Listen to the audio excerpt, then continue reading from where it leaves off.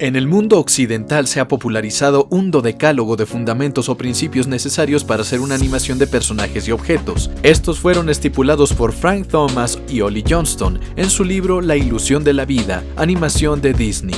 La mayoría de estos principios parten de la mera observación del mundo y la interacción de los objetos intramundanos, que bien podríamos llamar base física de la animación.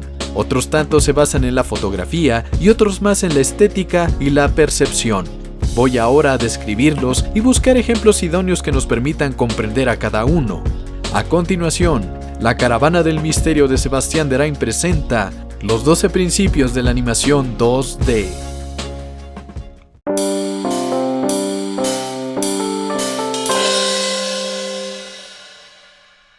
1. Compresión y extensión.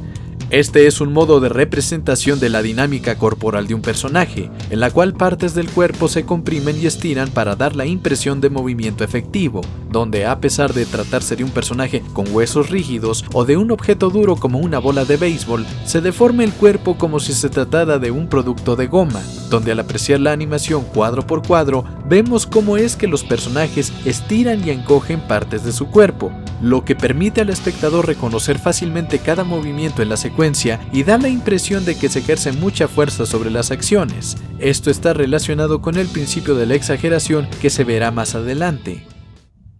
2. Preparación y anticipación.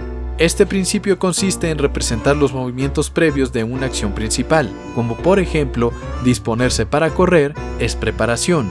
Cuando el personaje se da cuenta de que algo va a pasarle y después se dispone a moverse para evitarlo, eso es anticipación.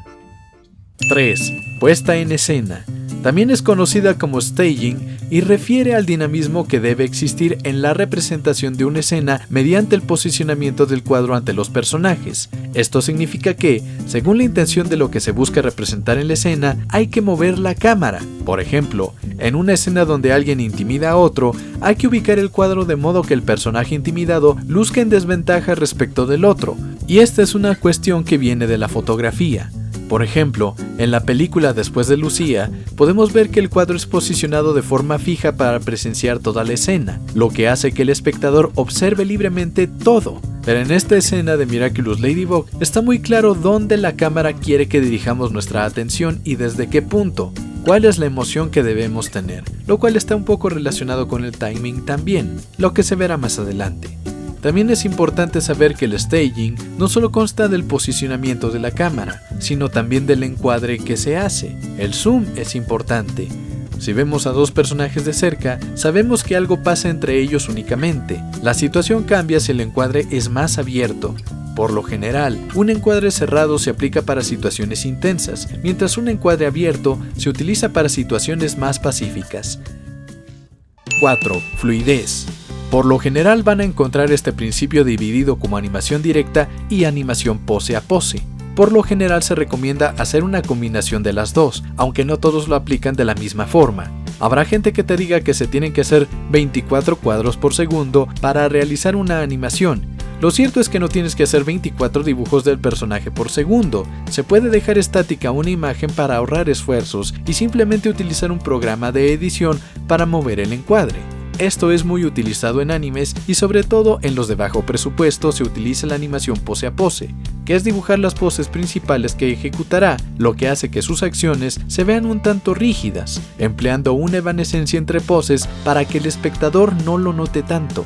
Es por eso que muchos animes pueden producir tantos episodios en corto tiempo. En Occidente se suele producir con una mezcla entre ambas técnicas, pero es más debido a una cuestión estética. Se dibujan las poses principales y se las ubica en la posición que se necesita, y posteriormente se dibujan poses intermedias que le dan más vivacidad a la actitud del personaje y dan la impresión de que éste no se ha deformado porque puede llegar a la siguiente pose, donde mantienen las proporciones del diseño original. 5. Inercia.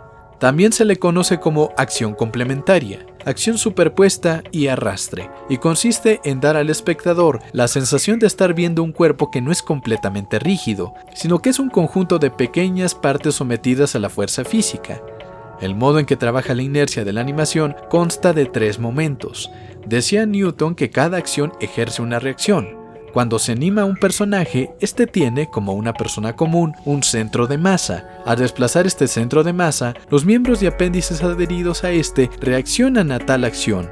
Si el cuerpo avanza, los brazos y el cabello se mueven dirigidos por el centro de masa, pero al igual que nosotros, cuando vamos en un autobús, no tienen el poder para moverse libremente, sino que dependen de la velocidad, dirección y freno que haga el vehículo. Si el centro de masa frena, el cabello sigue su curso hacia la dirección que llevaba y consigue detenerse porque está adherido.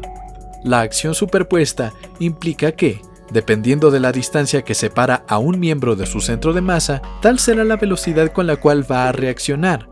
Arrastrar es un modo de representación en el cual se muestra cómo el centro de masa va a tal velocidad que los apéndices tardan en reaccionar y acompañan el movimiento.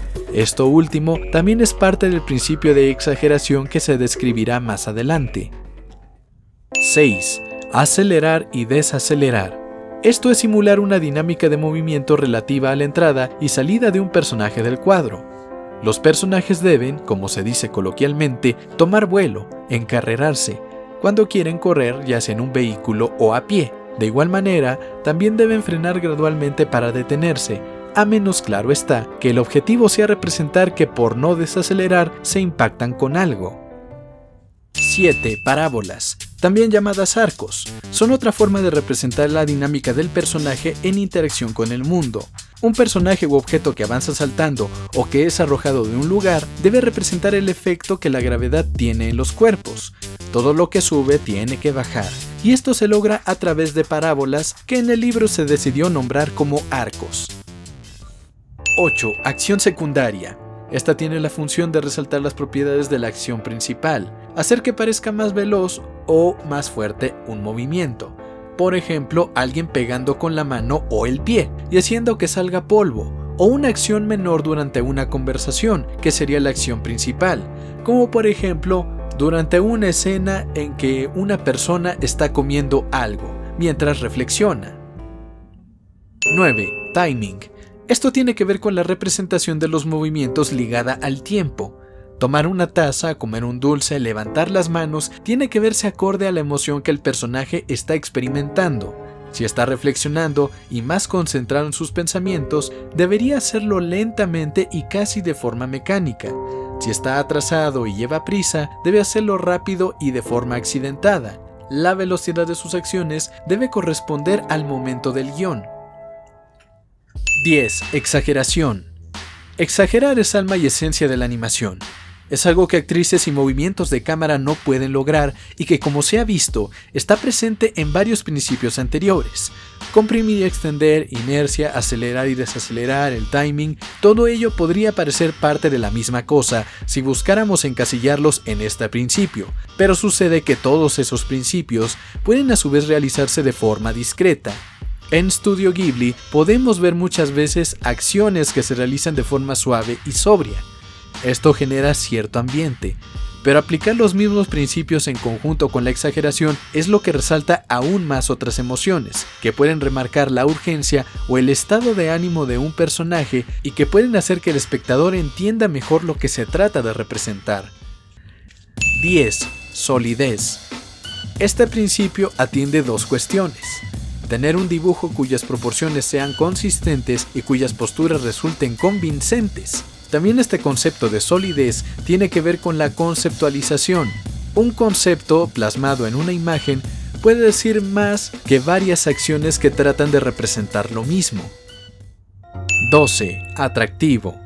Esto va relacionado con el diseño de los personajes. Bien se dice que no basta con saber dibujar, que es trazar líneas a voluntad, sino que es necesario saber diseñar, encontrar cuáles líneas tienen mejor armonía y poder explicar por qué se las ha seleccionado. Eso es diseñar. En cuanto a personajes, se toma en cuenta la anatomía natural y se juega con tamaño y proporciones para ofrecer al espectador un diseño convincente que no parezca demasiado irreal. Suena paradójico, pero es entendible si hacemos un ejercicio de observación. Pensemos en personajes como Pluto, Cuphead, Wendell, y observamos que, a pesar de tener piernas que parecen tubos, dichos tubos obedecen a la misma dinámica que las piernas, flexionándose y estirándose para dar una apariencia familiar de una caminata. Lo importante de un personaje animado es que a simple vista resulta interesante. Por ello es que vemos personajes en Digimon que tienen accesorios completamente inútiles, pero que los hacen ver bien, o superhéroes exageradamente musculosos. Incluso cuando los diseños son de un estilo bastante simple, pueden llegar a ser atractivos si se combinan elementos que provoquen curiosidad. Simplemente miren a BoJack Horseman. Es simple, pero sigue siendo un hombre mitad caballo. Bonus: los escenarios. Uno puede tener personajes anatómicamente correctos y muy atractivos, pero si se encuentran en un escenario poco convincente, resulta bastante difícil que el espectador disfrute la animación. Mucha gente se centra en diseñar personajes, pero como ya hemos visto, hay una gran variedad de estilos en que podemos representarlos. Lo que permanece como una constante silenciosa son los escenarios. Esos fondos que, a pesar de la paleta de colores o el delineado no tan preciso, sí respetan la arquitectura básica. Desde Rick and Morty hasta Miraculous Ladybug, pasando por Amphibia e Invasor Sim, tienen escenarios que pueden distinguirse muy bien por esa preservación arquitectónica de los espacios. Las buenas animaciones parecen tener fondos bien dibujados para personajes feos, porque un fondo convincente le da validez a los personajes. ¿Qué piensas tú de estos principios de animación? ¿En qué proyectos animados consideras que son más fáciles de distinguir? Nos vemos en la próxima edición de Curiosidades de la Caravana del Misterio de Sebastián Derain.